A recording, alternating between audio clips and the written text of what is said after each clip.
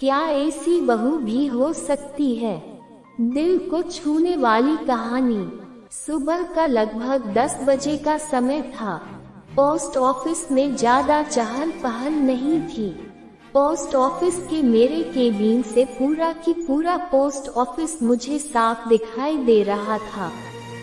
मेरी नजर एक 40 से 42 साल की महिला पर गई। दिखने में सीधी सादी, मेकअप रहित प्रभावशाली व्यक्तित्व वाली, पहनावे से मध्यम वर्गीय लग रही थी। जिस तरीके से वह ऑफिस के कर्मचारियों से बातचीत कर रही थी, यद्यपि मुझे उनकी बातचीत सुनाई नहीं दे रही थी, उसके स्वभाव की नम्रता साफ झलक रही थी। थोड़ी देर बाद मैंने देखा तो वो बेचैन सी बेंच पर बैठी थी। शायद उसे किसी का इंतजार था। इतने में पोस्ट ऑफिस की एक एजेंट आई। उस महिला ने एजेंट से कुछ बात की और एजेंट ने अंदर आकर मुझसे पूछा, सर, इनकी आरडी मैच्योर हो गई है। लगभग 9,000 की रकम है, लेकिन शर्मा जी कह रहे हैं कि अभी कैश नहीं है।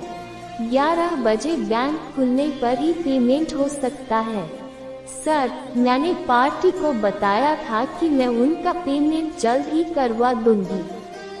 क्या कहीं से कैश का बंदोबस्त हो सकता है? हालांकि इतनी रकम तो पोस्ट ऑफिस में रहती है, लेकिन पहले दिन बैंक की छुट्टी होने से आज कैश नहीं थी। मैंने शर्मा जी को बुलाकर उनसे बात की, लेकिन उन्होंने कैश उपलब्ध न होने की बात ही दोहरा दी। एजेंट से उस महिला को 11:30 बजे तक इंतजार करने को कहकर मैं अपने काम में व्यस्त हो गया, क्योंकि बैंक खुलने के बाद कैश लाने में भी आधी घंटा तो लगेगा ही।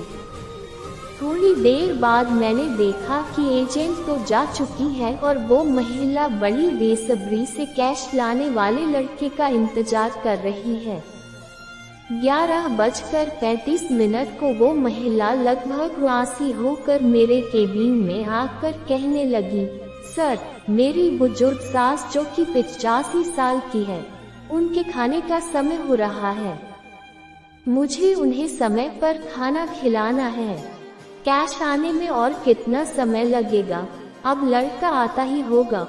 उसे देखकर सहज ही अनुमान लगाया जा सकता था कि उसके लिए एक एक मिनट कितना महत्वपूर्ण है।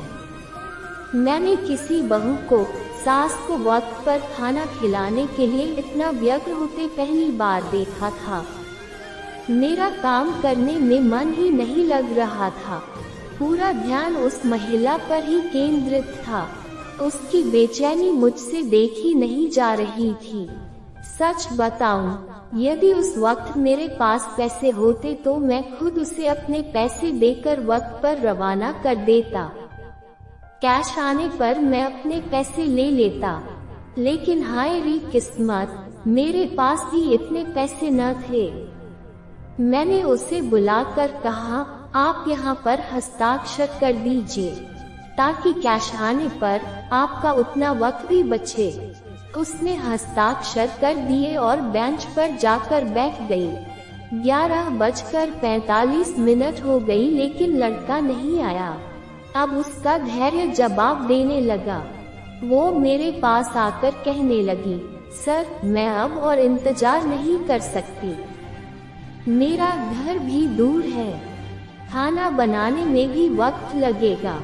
मैं कल आकर कैश ले जाऊंगी। देखिए, आपने फॉर्म पर हस्ताक्षर कर दिए हैं।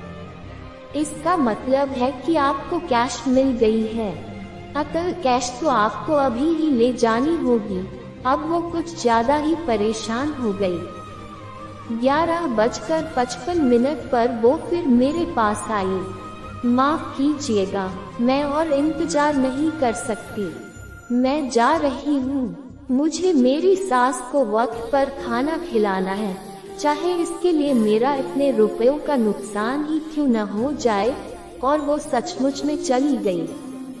मैं और मेरा पूरा स्टाफ वचन का होकर उसे जाते हुए देखता रह गया। मेरी पोस्ट मास्टर की नौकरी में यह पहला केस था जिसमें ग्राहक को पैसे से ज्यादा अपनी सास को खाना खिलाने की पड़ी थी। एक मध्यम वर्गीय बहू जिसके लिए 9,000 रुपए बहुत मायने रखते हैं। पूरे 12 महीने थोड़े थोड़े पैसे जमा कर उसने यह राशि जुटाई थी। इतनी सहजता से पैसे छोड़कर कैसे जा सकती है? हम सभी को यह बात हजम ही नहीं हो रही थी।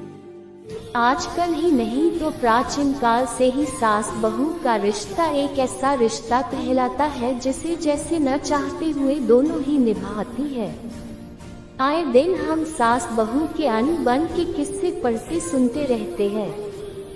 थोड़े दिन पहले ही मैंने न्यूज में एक वीडियो देखा था जिसमें एक बहू अपनी बीमार और बुजुर्ग सास को पति की गैर मौजूदगी में खूब मारती है। ऐसे में मुझे अपने कानों पर, अपनी आंखों पर विश्वास ही नहीं हो रहा था कि ऐसी भी कोई बहू हो सकती है जो सिर्फ सास को वक्त पर खाना खिलाने के लिए। मैं यह सब सोच ही रहा था कि उतने में वह महिला और कैश लाने वाला लड़का दोनों ने एक साथ प्रवेश किया। हुआ ये कि जैसे ही वो महिला बाहर गई वैसे ही उसे लड़का आते हुए दिख गया। हमने जल्दी से उसे कैश देकर रवाना किया। मुझे और मेरे पूरे स्टाफ को ऐसे लग रहा था कि जैसे हमने उस महिला को कैश सौंप कर बहुत बड़ा काम किया हो। अभी भी जब भी वो घटना याद आती है तब आंखों देखी घटना होने के बावजूद भी विश्वास कर पाना कठिन होता है कि क्या ऐसी भी कोई बहू हो सकती है। यह कहानी थी पर समाप्त होती है। आप सबको कैसी लगी कमेंट में हमें जरूर बताएं। यदि कहानी अच्छी लगी हो तो वीडियो को लाइक कर दें और चैनल को सब्सक्राइब कर दें। जल्द ही हम ऐसे ही किसी और कहानी के साथ मिलेंगे। तब तक के लिए नमस्कार, जय हिंद।